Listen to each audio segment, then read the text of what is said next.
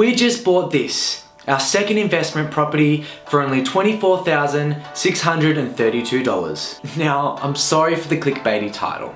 The purchase price on this bad boy was actually $480,000. We're only out of pocket $24,632, which hopefully we've retained already by adding value to the property. This is our second investment property, and I want to walk you through the deal, the loan structure, and how we plan to turn this into a heavily positive cash flow asset. Since 2017, we have had a minor market correction, and at the peak of the market, housing prices were deemed 40% overvalued. Although we've only seen a decrease of 11 to 15% in Melbourne and Sydney respectively, housing prices have now started to stabilise. After the Labor government lost the recent election, we've seen a big kick up in clearance rates, up to 83% in Victoria and New South Wales. Although this doesn't mean that the market's going to shoot back up in prices, it does mean that there is more buyer confidence.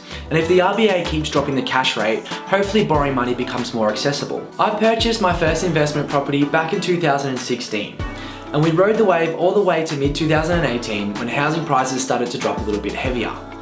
At that point in time, we decided to refinance and pull out a line of credit against our original house, freeing up a bit of equity so that we could reinvest and buy our second investment property. If you're not sure what equity is or how to leverage it off your existing home loan, when you go to refinance with either the same or a different bank, you can pull out something called a line of credit. I'll use our first property's refinance as an example.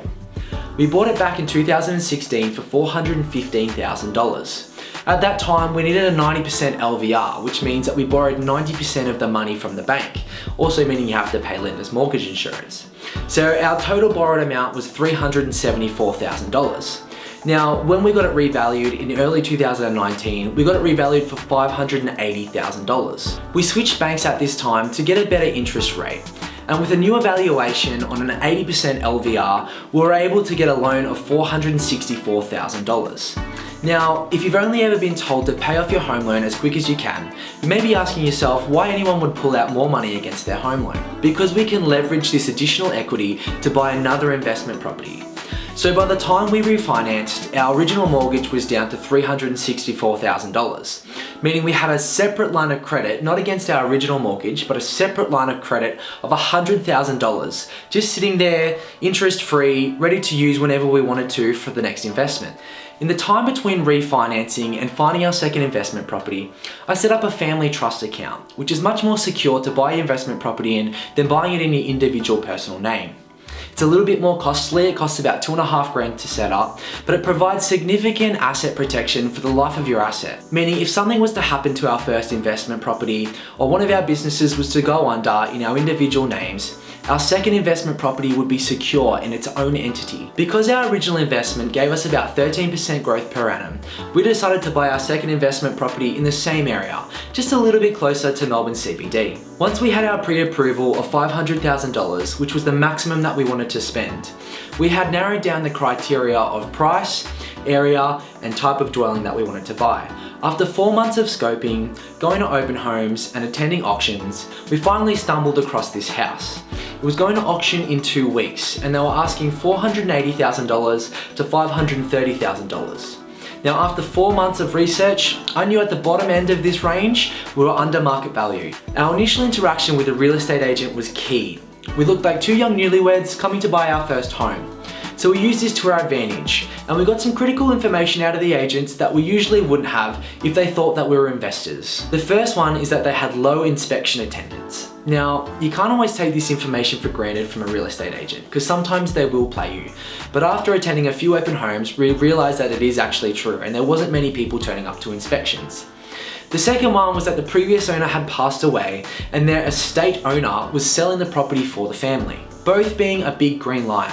The first one was low demand due to not enough people attending the inspection, and the second one was that it had to sell on auction day, which was set for the 15th of June, just a month shy after the federal election, which gave us enough time to analyse what the market was going to do after Liberals retained government. With clearance rates continuously increasing after the federal election, we decided to put a low offer in of $475,000.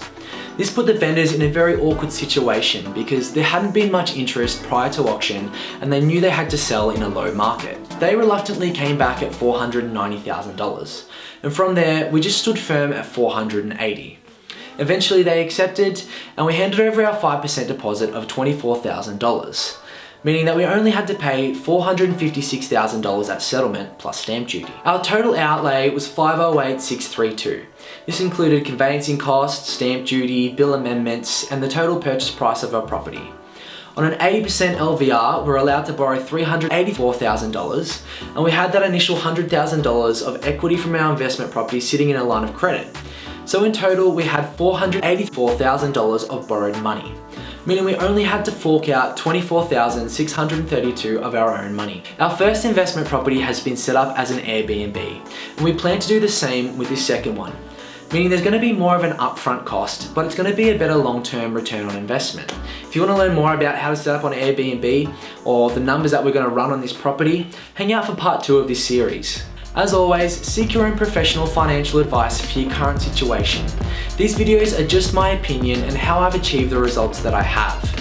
If you want to know why I set my property up in a trust structure, how to leverage equity, or why you should set up for Airbnb and its benefits, my future videos are going to be full of this content. So hit the like button, subscribe, and until next time, happy house hunting.